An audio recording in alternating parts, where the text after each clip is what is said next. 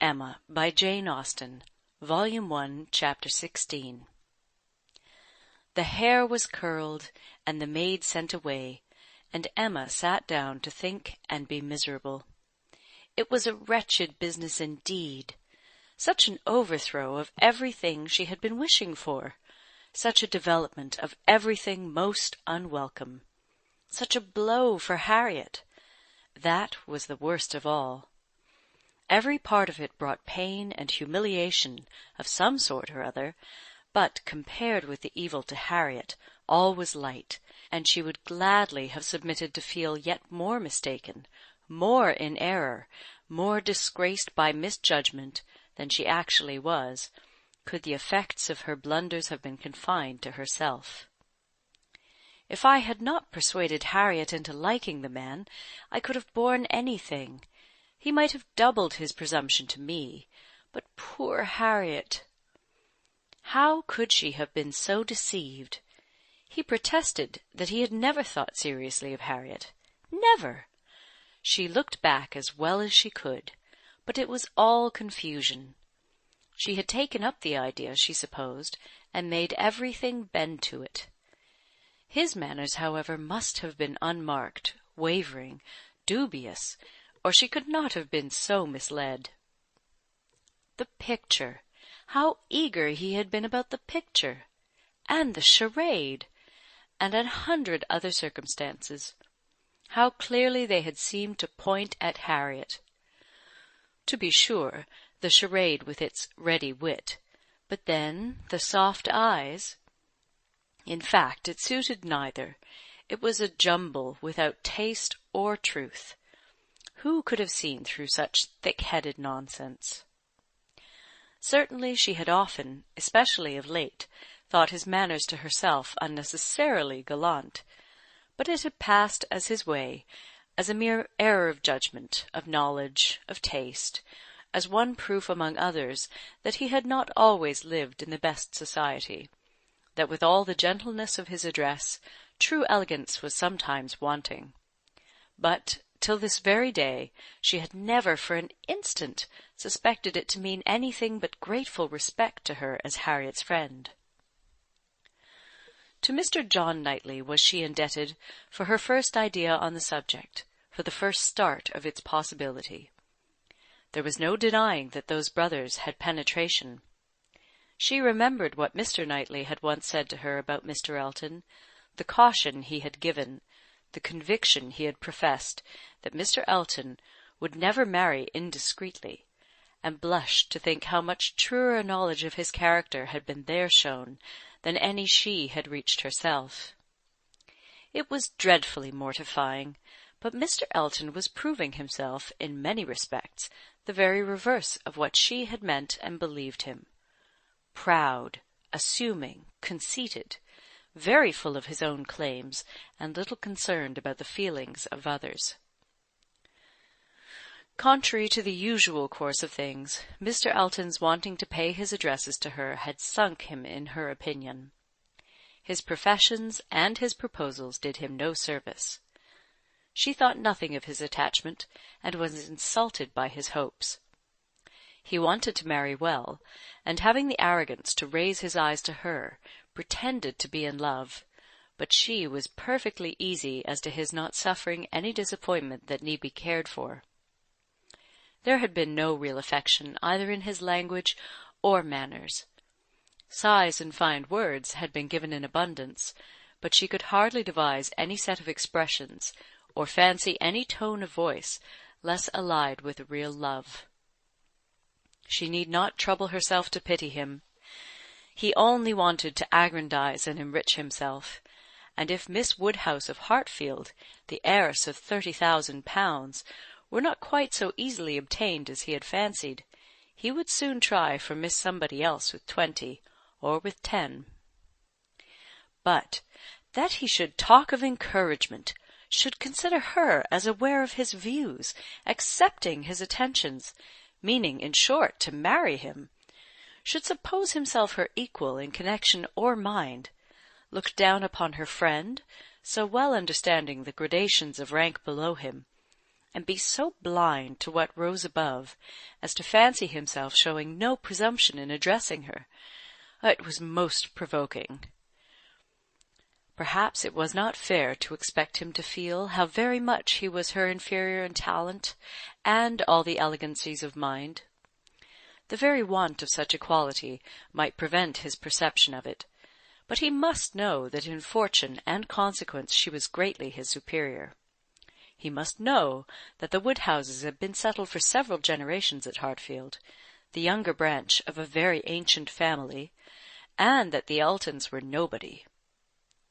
The landed property of Hartfield certainly was inconsiderable, being but a sort of notch in the Donwell Abbey estate, to which all the rest of Highbury belonged, but their fortune from other sources was such as to make them scarcely secondary to Donwell Abbey itself in every other kind of consequence, and the Woodhouses had long held a high place in the consideration of the neighbourhood, which Mr. Elton had first entered not 2 years ago to make his way as he could, without any alliances but in trade, or anything to recommend him to notice but his situation and his civility. But he had fancied her in love with him. That evidently must have been his dependence, and after raving a little about the seeming incongruity of gentle manners and a conceited head, Emma was obliged in common honesty to stop and admit that her own behaviour to him had been so complaisant and obliging, so full of courtesy and attention, as, supposing her real motive unperceived, might warrant a man of ordinary observation and delicacy, like Mr. Elton, in fancying himself a very decided favourite. If she had so misinterpreted his feelings, she had little right to wonder that he, with self-interest to blind him, should have mistaken hers. The first error and the worst lay at her door. It was foolish, it was wrong, to take so active a part in bringing any two people together. It was adventuring too far, assuming too much, making light of what ought to be serious, a trick of what ought to be simple. She was quite concerned and ashamed, and resolved to do such things no more. "Here have I," said she, "actually talked poor Harriet into being very much attached to this man. She might never have thought of him but for me, and certainly never would have thought of him with hope, had I not assured her of his attachment, for she is as modest and humble as I used to think him. Oh, that I had been satisfied with persuading her not to accept young Martin! There I was quite right. That was well done of me. But there I should have stopped, and left the rest to time and chance. I was introducing her into good company, and giving her the opportunity of pleasing some one worth having. I ought not to have attempted more. But now, poor girl, her peace is cut up for some time. I have been but half a friend to her, and if she were not to feel this disappointment so very much, I am sure I have not an idea of anybody else who would be at all desirable for her. William Cox? Oh, no, I could not endure William Cox, a pert young lawyer." She stopped, to blush and laugh at her own relapse, and then resumed a more serious, more dispiriting cogitation upon what had been, and might be, and must be. The distressing explanation she had to make to Harriet, and all that poor Harriet would be suffering, with the awkwardness of future meetings, the difficulties of continuing or discontinuing the acquaintance, of subduing feelings, concealing resentment, and avoiding éclat, were enough to occupy her in most unmirthful reflections some time longer, and she went to bed at last with nothing settled but the conviction of her having blundered most dreadfully. To youth and natural cheerfulness like Emma's, though under temporary gloom at night, the return of day will hardly fail to bring return of spirits. The youth and cheerfulness of morning are in happy analogy, and of powerful operation, and if the distress be not poignant enough to keep the eyes unclosed, they will be sure to open to sensations of softened pain and brighter hope. Emma got up on the morrow, more disposed for comfort than she had gone to bed, more ready to see alleviations of the evil before her, and to depend on getting tolerably out of it.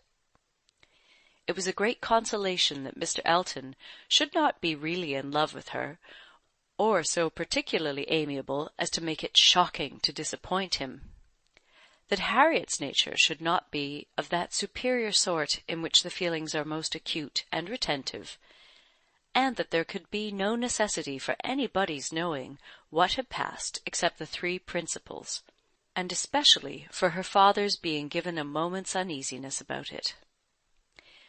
These were very cheering thoughts, and the sight of a great deal of snow on the ground did her further service, for anything was welcome that might justify their all three being quite asunder at present. The weather was most favourable for her, though Christmas Day she could not go to church. Mr. Woodhouse would have been miserable had his daughter attempted it, and she was therefore safe from either exciting or receiving unpleasant and most unsuitable ideas. The ground covered with snow, and the atmosphere in that unsettled state between frost and thaw, which is of all others the most unfriendly for exercise, every morning beginning in rain or snow, and every evening setting in to freeze, she was for many days a most honourable prisoner. No intercourse with Harriet possible but by note, no church for her on Sunday, any more than on Christmas Day, and no need to find excuses for Mr. Elton's absenting himself. It was weather which might fairly confine everybody at home, and though she hoped and believed him to be really taking comfort in some society or other, it was very pleasant to have her father so well satisfied with his being all alone in his own house, too wise to stir out, and to hear him say to Mr. Knightley, whom no weather could keep entirely from them, "Ah, Mr. Knightley, why do not you stay at home, like poor Mr. Elton?" These days of confinement would have been, but for her private perplexities, remarkably comfortable, as such seclusion exactly suited her brother, whose feelings must always be of great importance to his companions; and he had, besides, so thoroughly cleared off his ill-humour at Randalls, that his amiableness never failed him during the rest of his stay at Hartfield. He was always agreeable and obliging, and speaking pleasantly of everybody; but with all the hopes of cheerfulness, and all the present comfort of delay, there was still such an evil hanging over her in the hour of explanation with Harriet, as made it impossible for Emma to be ever perfectly at ease. End of Chapter 16. Recorded in Toronto, Ontario by Moira Fogarty, April 2009.